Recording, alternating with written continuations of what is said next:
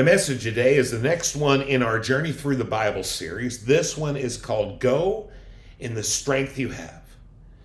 It's based on Judges chapters 6 and 7, primarily verses 11 to 18 of chapter 6.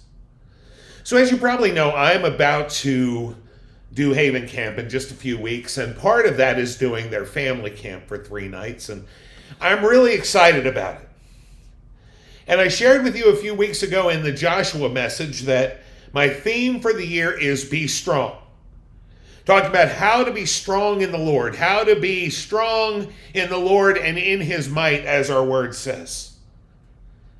And I'm supposed to tell people about how to be strong and all these other things, and there's a question that keeps coming into my mind, and it's this: who am I to tell anyone how to be strong? I mean, after all, you can probably tell even just from this visual, I am not exactly what you would call an athlete. I'm not that physically strong. There are times where I'm not that emotionally strong either.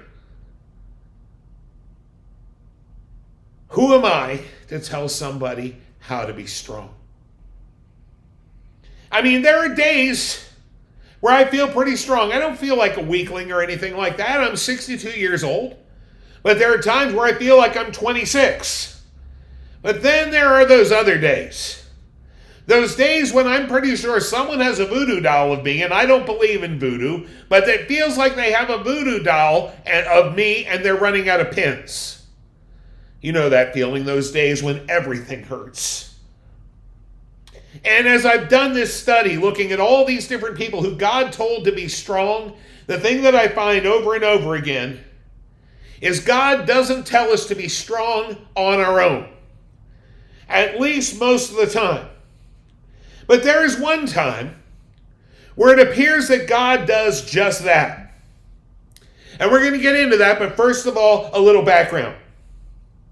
You need to know this. There is a verse in the Bible with which I passionately disagree. As a matter of fact, I'm prepared to call this verse false. And I believe with all my heart that it is false. Don't write me off. I'm going somewhere good by now. You should know that. And the thing is, this falsehood appears not once, but 4 times in one book of the Bible. Do you know what it is? I'll give you a hint. It's found in the book of Judges. 4 times in that book, the Bible says there was no king in Israel. I mean to tell you, that's not true. I disagree with that. And if you think about it, so will you. See, before the coronation of Israel's first earthly king, in the book of 1 Samuel, that would be Saul, Israel had the greatest king there has ever been. The only perfect and perfectly reliable king ever, God Himself. Yes, I'm being a little facetious.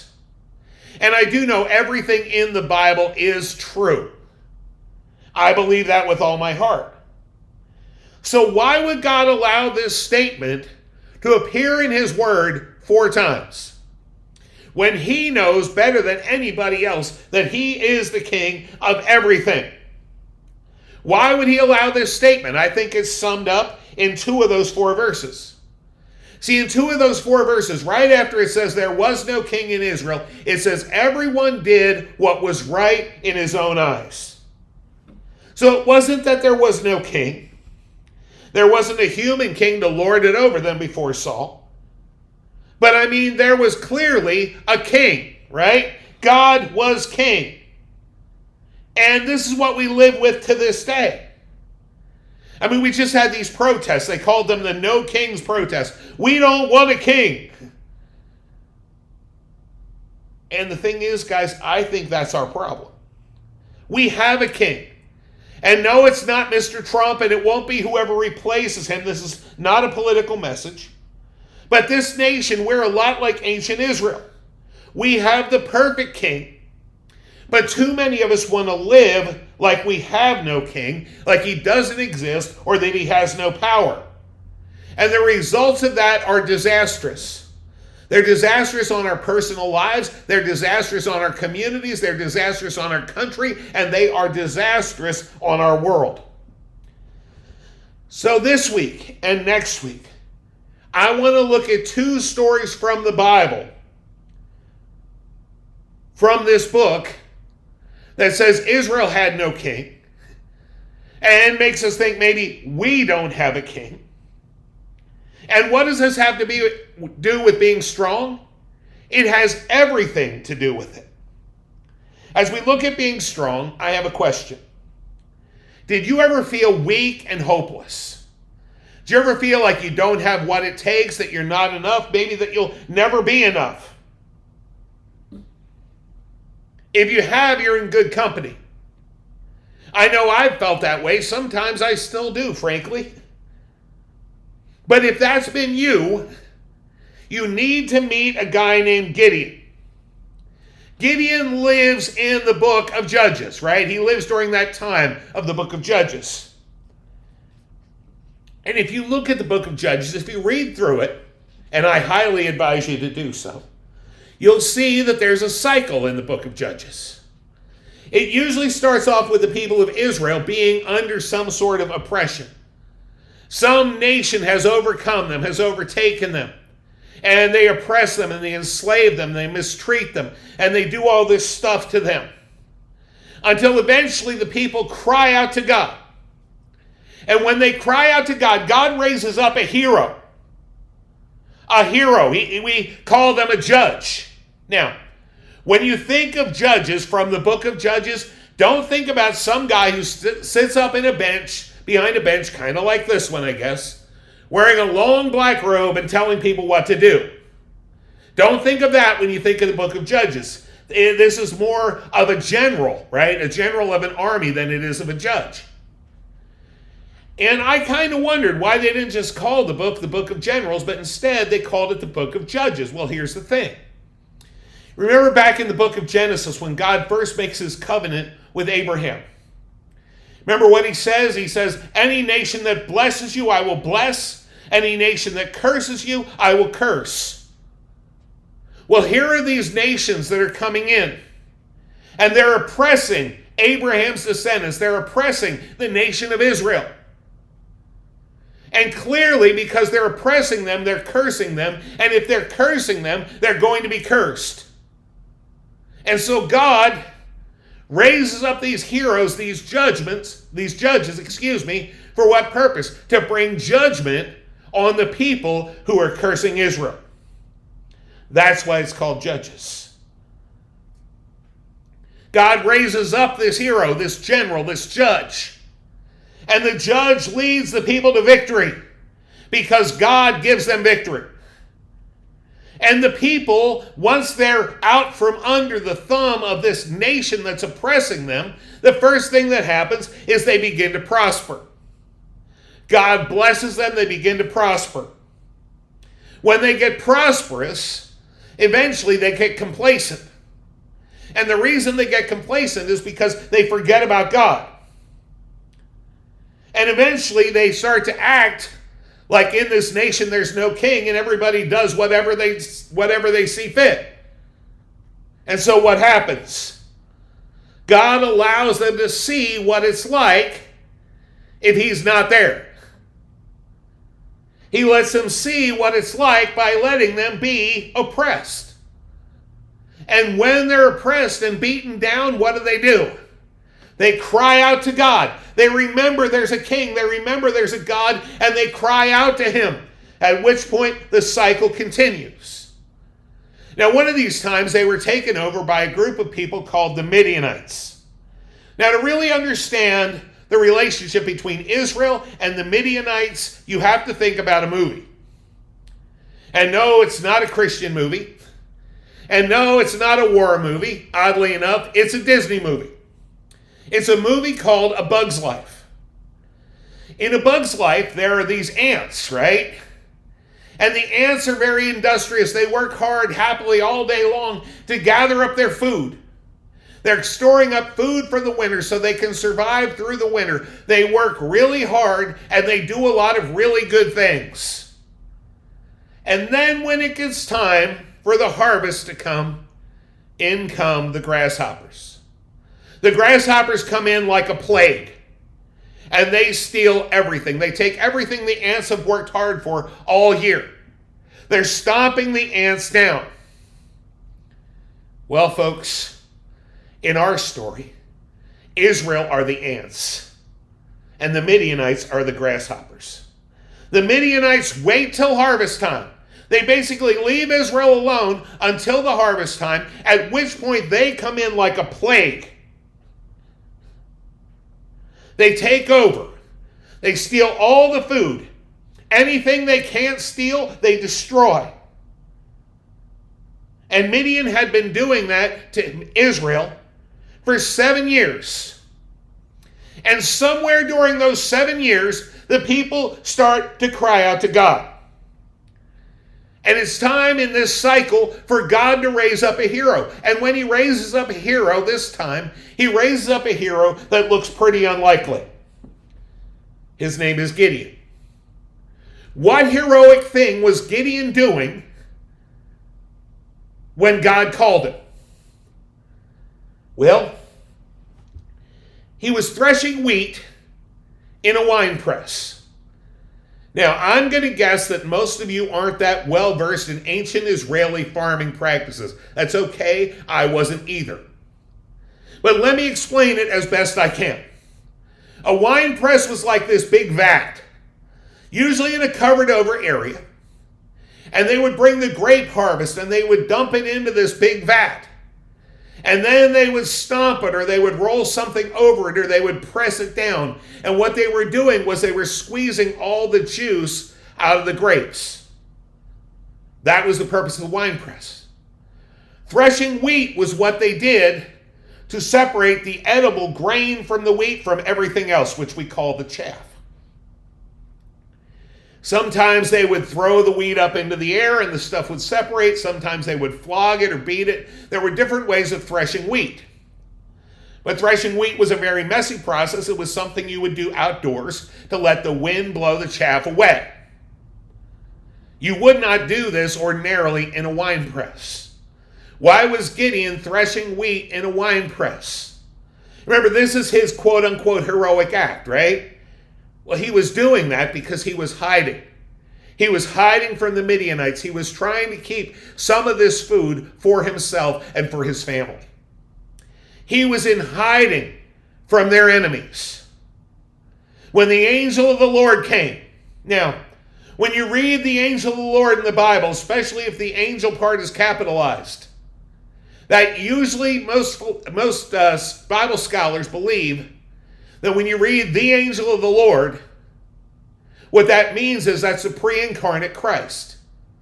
In other words, Jesus was born at Christmas physically, but he has always existed, right? He has no beginning, he has no end. And so this time where Jesus becomes a man, we call that the incarnation. And sometimes we refer to that as his birth, and it was kind of a birth, but it's not his beginning.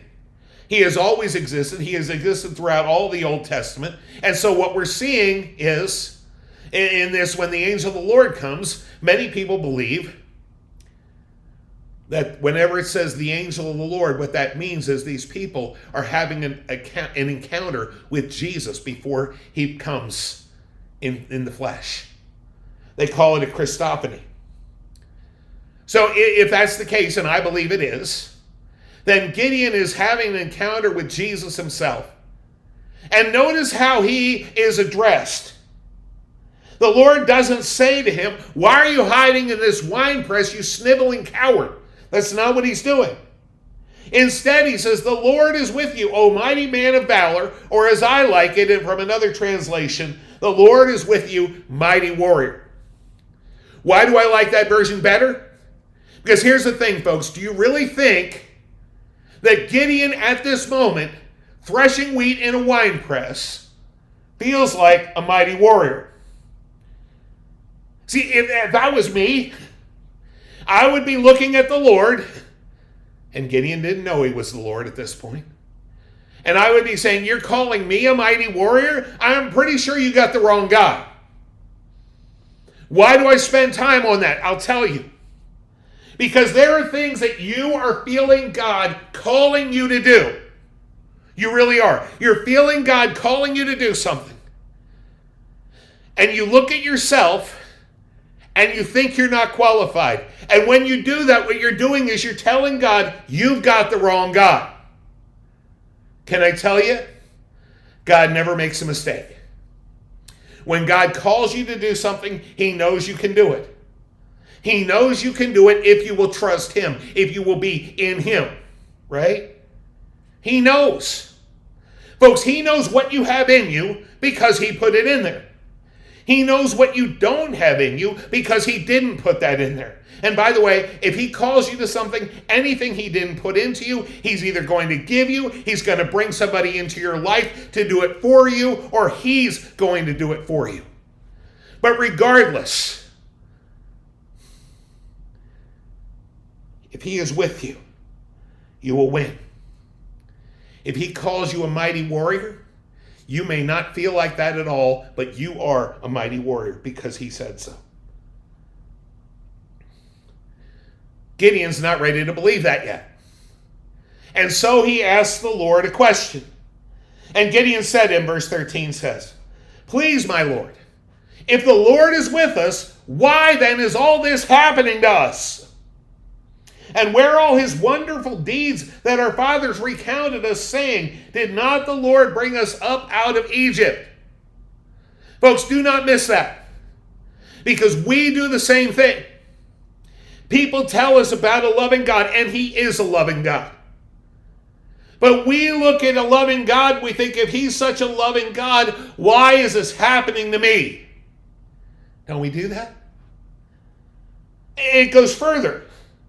He says, "But now the Lord has forsaken us and given us into the hand of Midian." Folks, that is not the problem. We serve a God who always keeps his promises, and one of his big promises is, never will I leave you, never will I forsake you. If he has told you he will not forsake you, he will not forsake you. So what's the problem?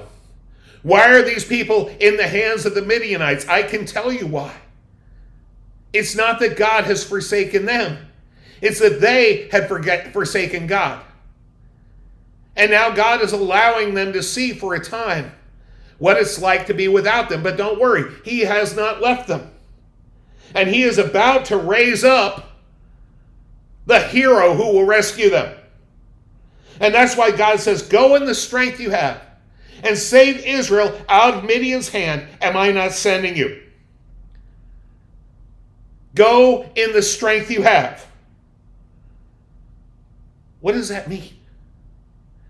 Is he telling Gideon to go after them, after the Midianites, in his own strength? Does Gideon have some superpower? Well, evidently not. Verse 15. He said, "Pardon me, my Lord, but how can I save Israel? My clan is the weakest in Manasseh, and I am the least of my family." You know what he's saying there, right? I'm not enough. I don't have what it takes. I'm from the weakest family and the smallest tribe, and I'm the least in all my family. I am the most unqualified person there is. That's what he's saying to the Lord. I don't have what it takes, and I never will. God's response is this. The Lord answered him, "I will be with you." See, that's the key. He says, go in the strength you have, but he also says, I will be with you. And because I am with you, you will strike down all the Midianites, leaving none alive. That's a pretty powerful promise from God, right? The question is, do you think Gideon believes it? I think Gideon's starting to believe, but he's not there yet. And so he asks for a sign.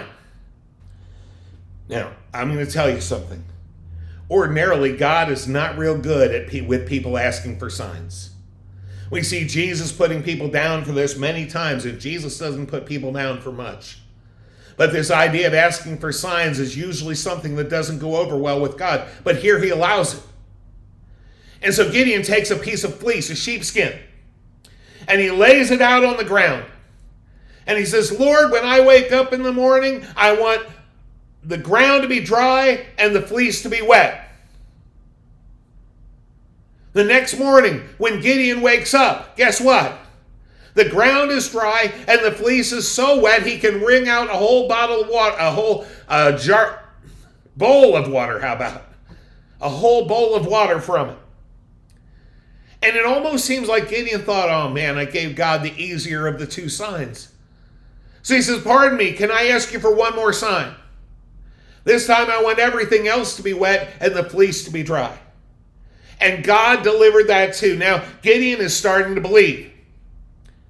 And so God gives him what might be his first test.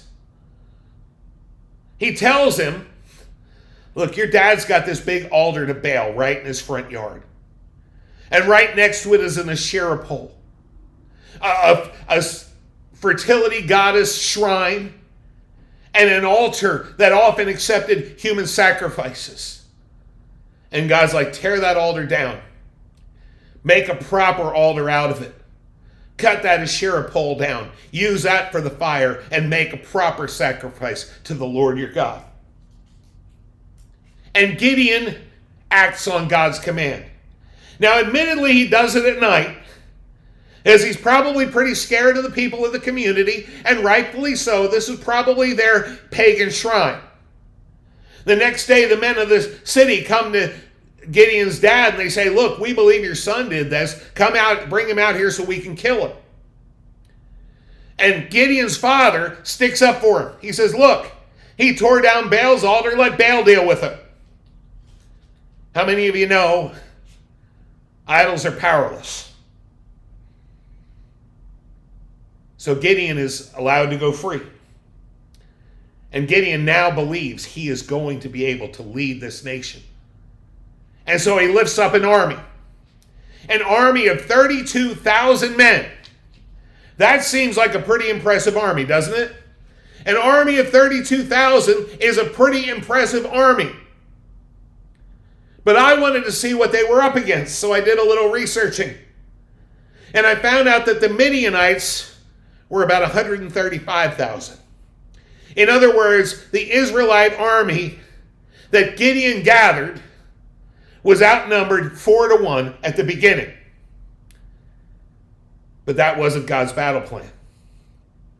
No, God had a battle plan.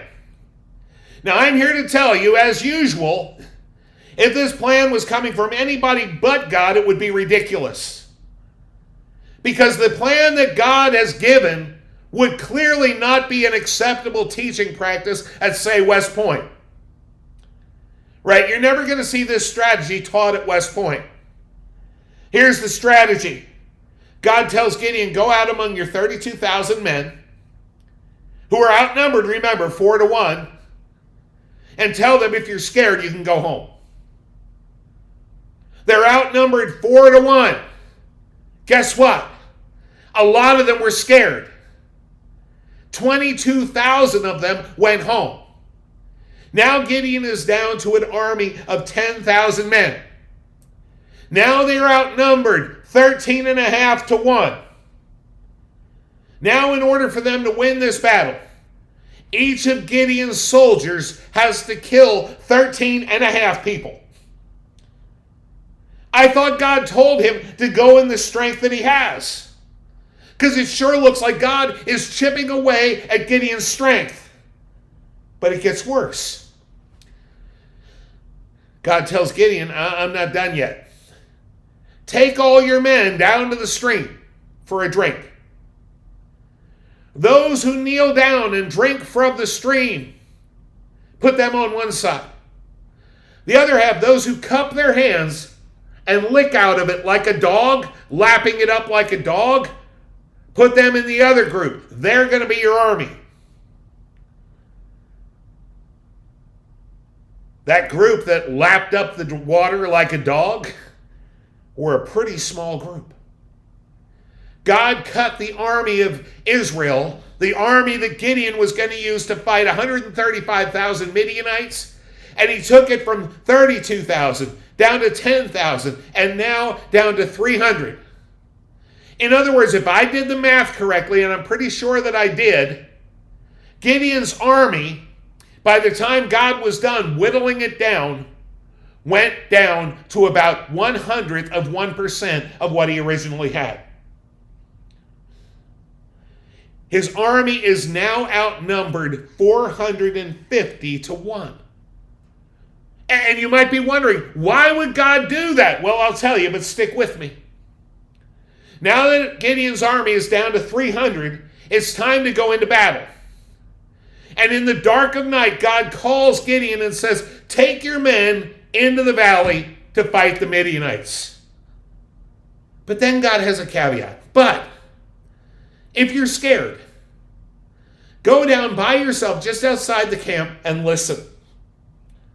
Listen to what they're saying. Now, before I tell you what they said, I need you to use your imagination. In my hand is a loaf of bread. Are you ready? Here we go. I rolled the loaf of bread down the aisle. And you might be saying, why would he do that? Doesn't he know how dangerous that is? Someone could be injured. Someone could be killed, right? No. No, a loaf of bread is basically harmless. Why did I do that? Because look what Gideon hears. He goes down outside the camp. He hears two guys in their tents and they're talking. Judges 7:13 tells us what he said. The one guy is telling the other guy about a dream. He says, behold, I dreamed a dream. And behold, a cake of barley bread tumbled into the camp of Midian and came to the tent and struck it so that it fell and turned it upside down so that the tent lay flat. Now, I'm going to roll that loaf of bread down this aisle. But I know that if I took that loaf of bread and I threw it at a tent post with all my might, as hard as I could, I am not knocking that tent down. It seems like a really powerless thing. But look at the conclusion this man's friend had. The conclusion he comes to, the interpretation of the dream. The man says, this is no other than the sword of Gideon, the son of Joash. He knows Gideon by name. A man of Israel. God has given into his hand Midian and all the camp. Remember, God sent Gideon to hear this. This dream that these pagan guys had comes from the Lord, and so does the interpretation. And when the guy gives the interpretation, make no mistake about this, Gideon is compared to a loaf of bread. A loaf of bread against a camp full of Midianites should be harmless. It's not a boulder that would bowl everything over, and that's the point. It wasn't because Gideon was awesome in power. It was because Gideon was coming with an awesome power. With that, hearing that, Gideon worshiped the Lord and gathered his men and led them outside the camp. 100 on a side, 100 east, north, west, or something like that. And he told them what to do. These 300 men had some weird armaments. I'm sure they had a sword. I'm sure they had a shield. But they were also carrying some more unusual things. They were carrying a torch. They were carrying a jar. They were carrying a horn. And when they got outside the camp, they were supposed to pull the torch off of the jar off their torch so that the people could see the light. They were supposed to smash the jar to the ground. They were supposed to blow their horns and yell out for the Lord and for Gideon.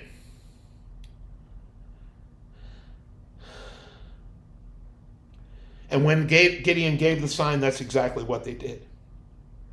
And when the Gideonites saw the torches and heard the noise, they went into such a panic that they started to kill each other. And that is how God handed the Midianites over to Gideon. Think about this. God told Gideon to go in the strength you have. And then God pared down the army to 100% of what he started with. Why would God do that? They were already outnumbered 4-1 at the start of the day. That would have been tough enough. But check this out, folks. If they won that fight, those soldiers would think they were powerful in their own right. I'm more powerful than 4 Midianites, right? When the ones who were scared went home, and they were outnumbered 13.5-1. If they win that fight, they're going to be pretty prideful. They're going to be singing a song like, "We are the champions, my friends," right?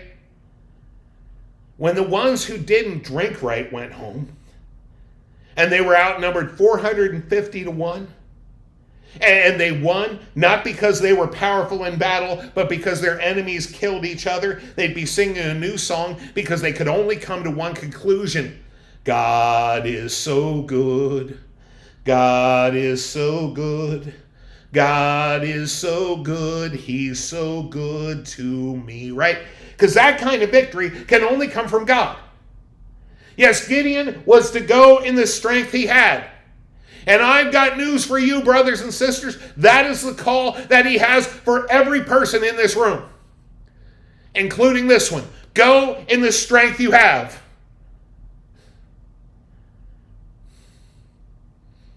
It's a call to faithfulness. In other words, the strength you have is what you can bring. You bring what you have and you trust God with everything else. And folks, here's the thing about that. Anybody can do it. Anybody can go in the strength they have. Right? In other words, if you meet up with somebody and they need your help and you can help them. Do it. Go in the strength you have. But if you are to the point where you are physically weakened, to the point where all you can do is pray, and you pray, you are still going in the strength you have. And that's enough. By the way, we have got to stop saying all we can do is pray. Prayer is a lot. Prayer is involving the single greatest force in the universe into your cause. So go in the strength that you have. Be strong in the Lord and in his might. You can be strong and courageous for the same reason Joshua could, for the same reason Gideon could.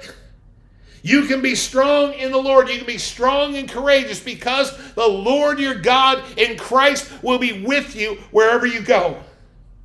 Because in Christ, he promised to be. So trust him. Go in the strength that you have. Trust him with everything else. Be strong. Amen.